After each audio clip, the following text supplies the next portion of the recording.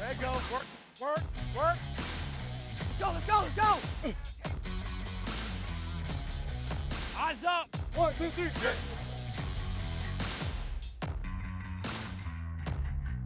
Welcome to Practice Today, presented by SiriusXM. Ethan Greenberg, Eric Allen, here in the BetMGM studio.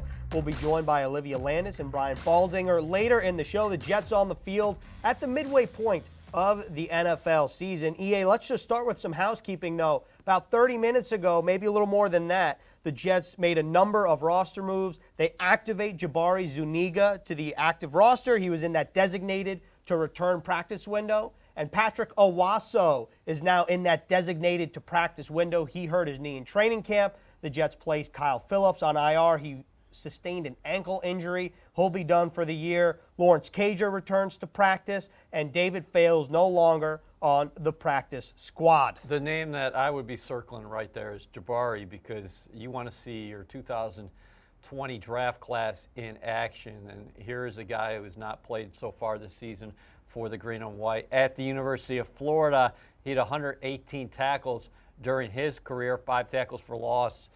34 and a half tackles for loss, I should say, and 18 and a half sacks in 42 game appearances. So you always want to get pressure on the quarterback. And I would anticipate when he gets into the lineup, maybe he is Henry Anderson's backup there at the defensive end position, but he is an edge player. So maybe in sub packages, he comes in with Terrell Basham and Jordan Jenkins as well. It'll be interesting to see the defensive line rotation. That includes now Zuniga, Bryce Huff, of course, in that mix as well. So those are a pair of rookies who are probably going to see an increase in playing snaps over the course of the rest of the season. And that brings us to today's headline, which is that the Jets are entering Week 8, the midway point of the season. Like I said earlier, they have a very tough task going to Kansas City, taking on the defending Super Bowl champs. And as it stands right now, they could be down a pair of their starting wide receivers. Number 82, you see him out there in stretch. Jamison Crowder will not practice today, and same with Brashad Perriman, who's in the concussion protocol. Now, Crowder missed action against the Buffalo Bills last week with the groin injury, didn't practice on Thursday or Friday, was downgraded to doubtful on Saturday. There's Denzel Mims. He had 4 receptions in his first NFL appearance against the Buffalo Bills. I thought he blocked very well in addition to that, so you want to see what his next step is. Braxton Berrios has done a nice job as the backup behind Crowder. And then Vincent Smith is a guy, Greens, last year he had 17 receptions for 225 yards. And Jeff Smith, we saw him getting in to the action and doing some good things against the Denver Broncos. But again, this week you're hoping that most of these guys are going to be available, but unfortunately for the Green and White, Brashad Perriman is in concussion protocol. So we'll see what happens throughout the course of the week, but the Jets are going to need all the firepower that they can possibly have going in to this game against the Kansas City Chiefs, who have somewhat of an underrated, maybe even overlooked defense, just because when you think about the Chiefs, it's impossible not to think about the offense. They are the only team in the National Football League this year, 2020, that has held opponents to 20 points or under 6 times. They don't give up a lot of points, and I really like what they have at the front end. Chris Jones there on the interior, Frank Clark bringing the heat off the edge, and Tyrann Mathieu. He's been a perfect fit for that defense. And the thing that the Chiefs do, they take the football away. The Chiefs rank 2nd in the NFL in takeaways, 9th in scoring defense. You mentioned how they hold opponents under 20 points per game, or do it somewhat frequently. But really quickly, what did you think about Denzel Mims and his debut with the Jets? Because I think it was a lot of unknowns entering last week because he had missed training camp. He had missed the beginning of the season, kind of a bumpy road to get to his NFL debut. But I think he was impressive in limited action. It was a good step. There's no doubt about that. I talked to Adam Gase about it this week. He said, this is a guy in Mims who, yes, accomplished career at Baylor, but he had 6 professional practices before that game against the Bills. And a lot of times, as he told you, Greens, he was lining up against one of the best cornerbacks in the National Football League in Tre'Davious White. So he came out of there with the 4 receptions for the 42 yards. Big physical guy. I liked what I saw from him blocking again. There were a couple plays. Michael Pirine had the 20-yard run. He was out there getting in front. And then how about on Pirine's touchdown run? He locked up Tre'Davious White. So, yes, he's going to make his money in the NFL catching the football, but he's a complete player. You just want to see what his next step is against the Kansas City Chiefs this weekend. And Denzel Mims told me after the game that blocking gets him going. That's pretty cool to see from a wide receiver. We mentioned the Chiefs' offense before and how prolific they are, but for more of an in-depth look at Patrick Mahomes and company, let's hear from Brian Baldinger for another Baldy's Breakdown presented by Sharp.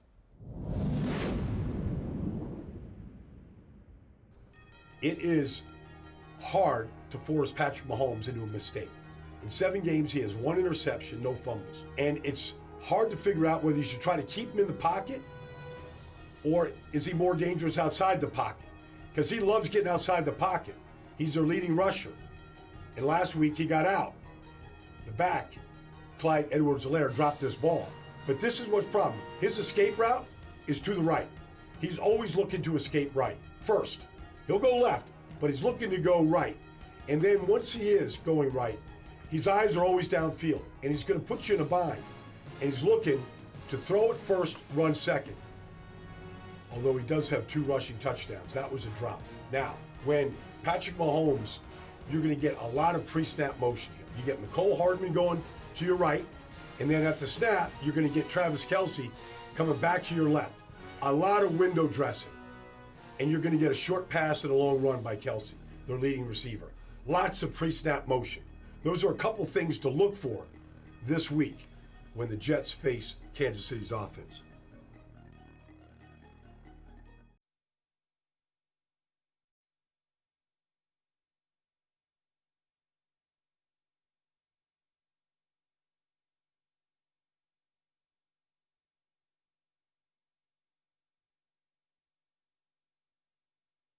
Per week. Clyde Edwards-Helaire, I've been very impressed with him in his rookie season running the football. Obviously, after the Jets released Le'Veon Bell, Andy Reid signed him. And then on the outside, you got Tyreek Hill, Mecole Hardman, 2 speedsters who can take the top off of defense. And Travis Kelce has been one of the best tight ends in the National Football League for a long time. All right, for more of an in-depth look of this Jets defense and how tough of a task they have and the performance they had against the Buffalo Bills, let's head to our sideline report with Olivia Landis. Liv, what did the Jets do well Sunday against the Bills that can be carried over to this matchup against the Chiefs? Ethan, despite the team's 18-10 loss to the Bills, defensive coordinator Greg Williams' unit had a couple of encouraging performances. Versus the Bills, they succeeded in a few different areas. Out of 11 attempts, the Bills were only successful on 3 third-down conversions. Also, they went 0-5 in the red zone, meaning they never reached the end zone. Bills kicker Tyler Bass actually kicked 8 total field goals during the contest, 6 of which ended up being successful. I talked to linebacker Jordan Jenkins following the contest, and I asked him how much of a point of emphasis were the third-down stops during practice earlier that week. He said it was absolutely huge, and he really praised the defense for their performance, and he said they were finally starting to feel like their old selves again.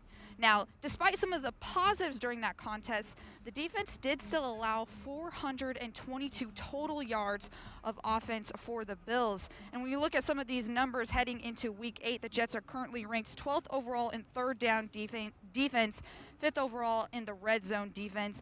But like you guys already talked about, they have an entirely different monster this week versus the defending Super Bowl champs, the Kansas City Chiefs, who are currently 6-1.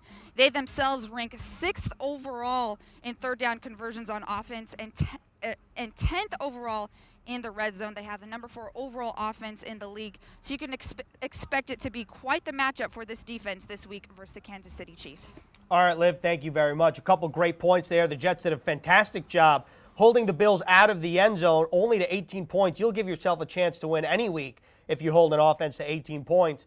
But in that same breath, they're going to have a tough job this weekend against the Chiefs, who are very successful on offense and very successful in the red zone. They're averaging 31 points a game. So, and every time out, you can check the box. The Chiefs are going to score. They're going to score, but you want them kicking field goals. And the Jets really tightened up inside the 20, but it's a different animal facing this Chiefs offense as opposed to a scuffling Bills offense who was without one of their top speedsters in John Brown. But if you could take that game that you had last week where you give up 400 yards and the Chiefs attempt 8 field goals this week, you'd sign up for it right now, Wednesday afternoon. Oh, without a doubt. I just think that it's going to be a tough test, of course, and it starts up front every week, right? And we talked about Jabari Zuniga. We talked about the rest of that unit. But one guy that had a sack last week and forced the Bills to kick another field goal at the end of the game to give the offense a chance to try and tie it up, that's number 95. That's Quinnen Williams right there, and he's been impressive so far in his sophomore season. The Bills guards couldn't handle Quinnen Williams, frankly. And this gets overlooked as we talk about the Jets season since they're 0-7. He's developed in his second year. He's got the 3 sacks. He's been very solid against the run. I know there was a report out there that Adam Gase was asked about today, are the Jets shopping Quinnen Williams? And he said, no, we are not. That was absolutely false.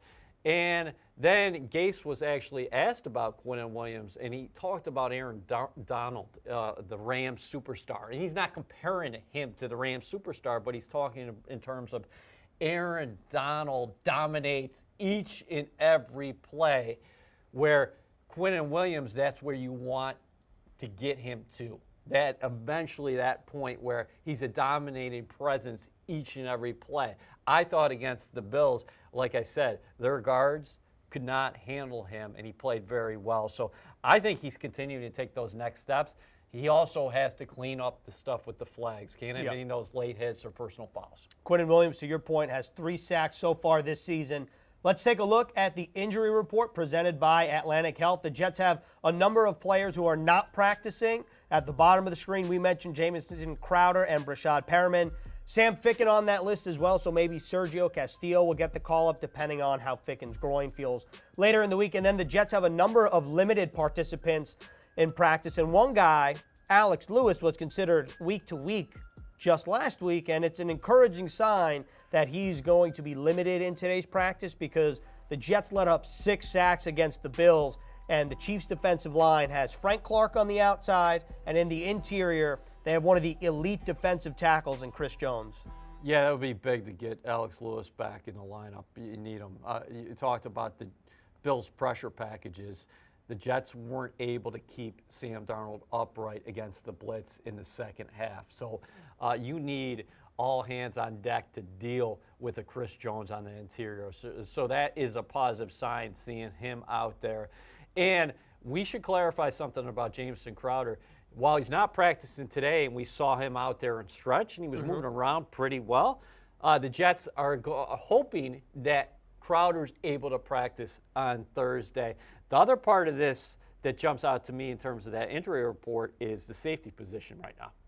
Bradley McDougald will not practice, which means Ashton Davis could get the start if McDougald can't go, and that would be Ashton Davis's first start of his NFL career, and that would be coming in Kansas City against Patrick Mahomes. That is, as you told me earlier, baptism by fire. 16 touchdown passes Mahomes has, 1 interception. He does not turn the football over, and he throws it from all different arm angles. We have never seen anybody in the National Football League like Mahomes, and it's such a complete offense. Ashton Davis so far this year, 5 defensive tackles. He's also contributed on special teams. He's got 2 special team stops. So I think it's more than likely right now as we sit here on Wednesday that the Jets safety pairing will be Marcus May and Ashton Davis at Arrowhead. And defensively, you probably just want to keep everything in front of you, which is why Clyde Edwards-Helaire, one of the many reasons why, should I say, he's had such a successful start in his short NFL career. But Sam Darnold was also on the injury report. Just to be clear here, he's limited in practice, but not in team reps. He's only going to reduce his individual drill repetitions, so he's fine. Yeah, so Adam Gase clarified that because that was interesting. He said that if he does not take every individual rep, then he's limited. As far as the team reps are concerned, number 14 is going to take all the team reps today, you would anticipate, and he'll be ready to go on Sunday. I know a lot of people were wondering what was his condition because he got hit a lot against the Bills, but he looks ready to go. Of course, this season, Darnold has made 5 starts. He's completing 58.4% of his passes, 3 touchdowns, 6 interceptions.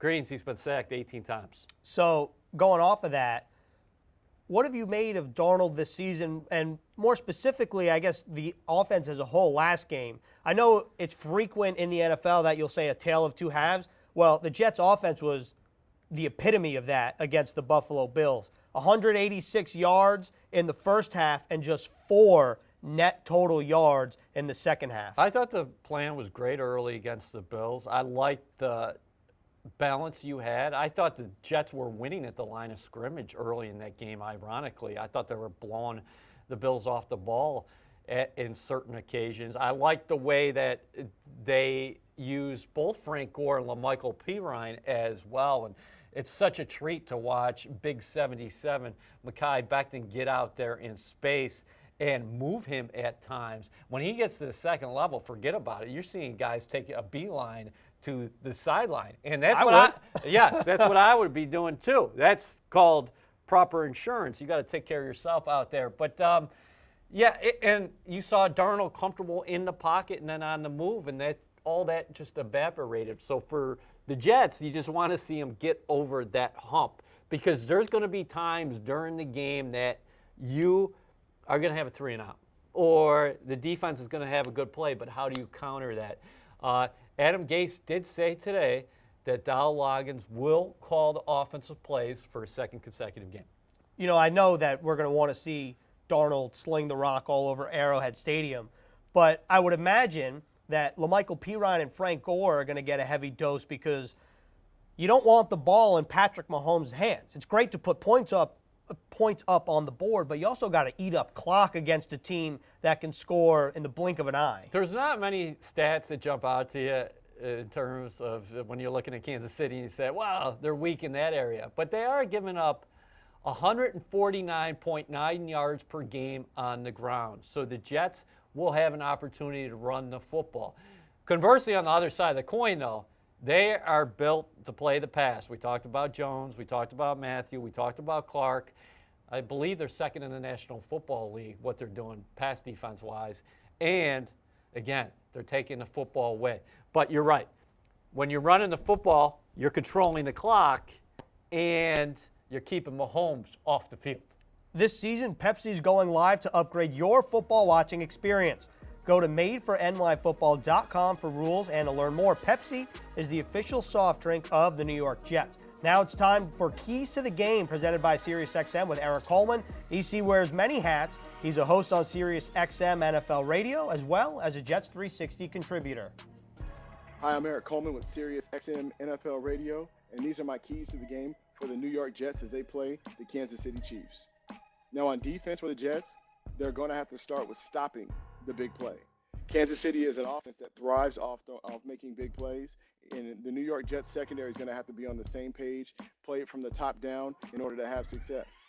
Also, getting off the field on third down is going to be a big key for this defense to get your offense more opportunities to put points on the board.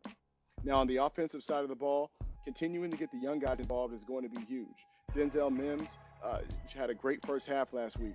Getting him more involved, getting him more experience, I think is going to be huge for this offense. Also, LaMichael Pirine showed great flashes last week, showed his toughness, his versatility, and quickness. Getting him featured in this offense is going to lead to a lot of success for the Jets. Those are my keys to success for the New York Jets as they play the Kansas City Chiefs. We'll see you next week. All right, thanks, EC. Here's our Stats Amazing, courtesy of Randy Lang. The Jets haven't lost a fumble in their last 6 games, which hasn't happened since 2009. If they don't lose a fumble this weekend at Kansas City, that would set a franchise record. 7 games with no fumbles. And for more NFL stats, and let's hear from NFL Network analytics expert Cynthia Freeland for more of a look at Sunday's matchup. Thanks, guys. Last week against the Bills, we saw the Jets defense turn it up, as in they only allowed a 27.3 third down conversion rate. That happened to be the 5th best for any team that played in week 7. Also, the best the Jets have done this season. That was a huge factor in not allowing any touchdowns despite 5 red zone drives. That's a lot of drives.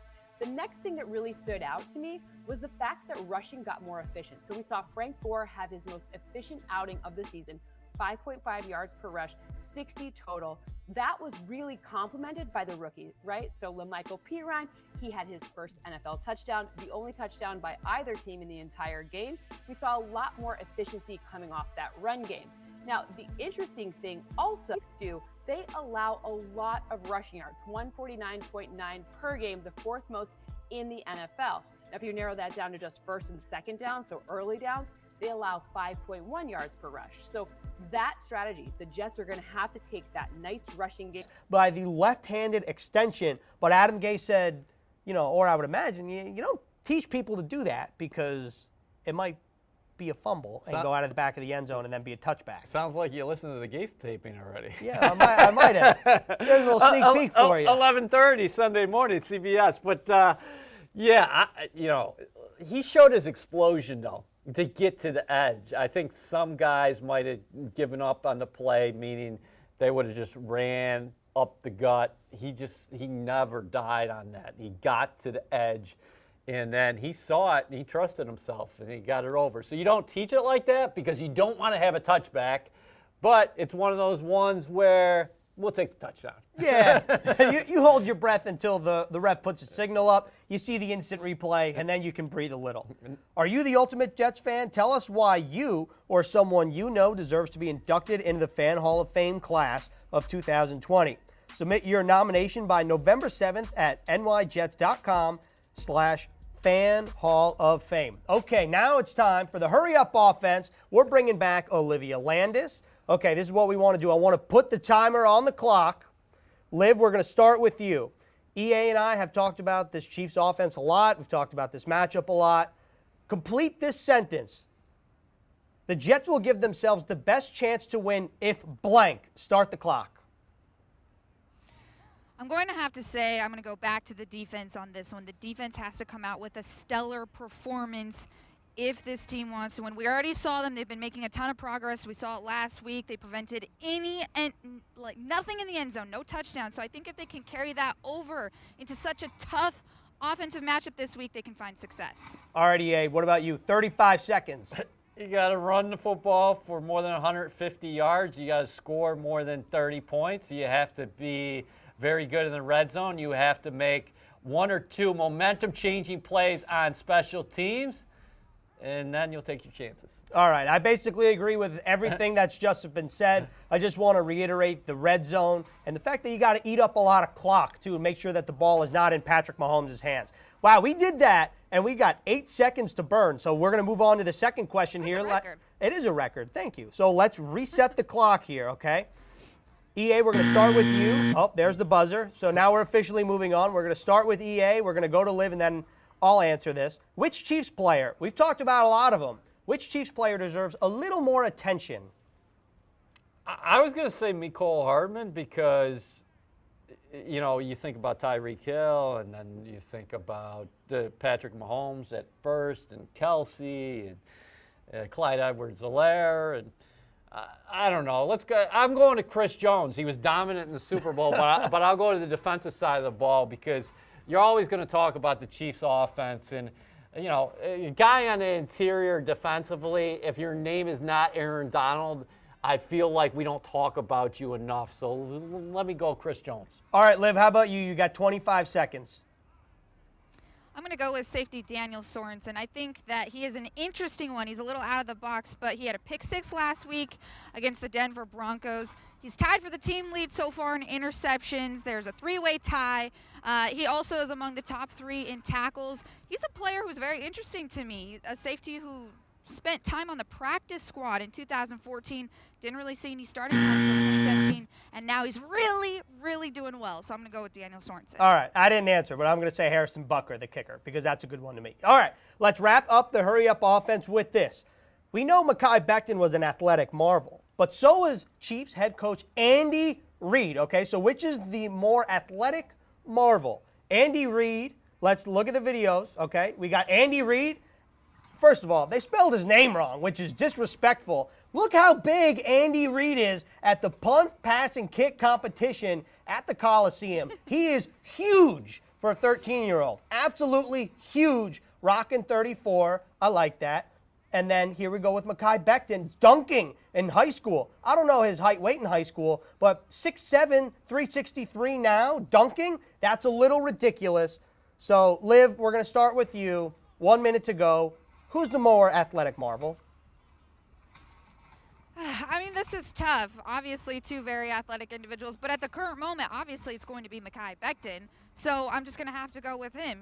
We've seen his athleticism all season long. He's 6'7". He's absolutely huge. He's probably going to be athletic for a very long time. I'm going to go with Becton. Wow, Liv's taking the age into consideration here. That's an interesting tactic. You have to. EA? You have to. Becton is 10 times the athlete than Andy Reid ever was, and that's no shot at Andy Reid. That does not surprise me. That just gets me excited watching Mekhi Becton throw it down. I would anticipate that. Actually, I want to see his 360 dunks because watching him on Sundays, I know he probably can do that. But the stunning pitcher was Andy Reid. He was 13 years old when he did that. They had to get an LA Rams jersey out of the locker room for that. Okay? He didn't have anything. They got it from a player and the player. Thanks, guys. I heard the buzzer. That was an NFL player at the time. He's 13 years old. That's stunning. Crazy. Okay. That's all we have here on the Hurry Up Offense. That's all we have here on Practice Today, presented by SiriusXM. Thanks a lot. We'll see you Sunday. Jets Chiefs at Arrowhead Stadium.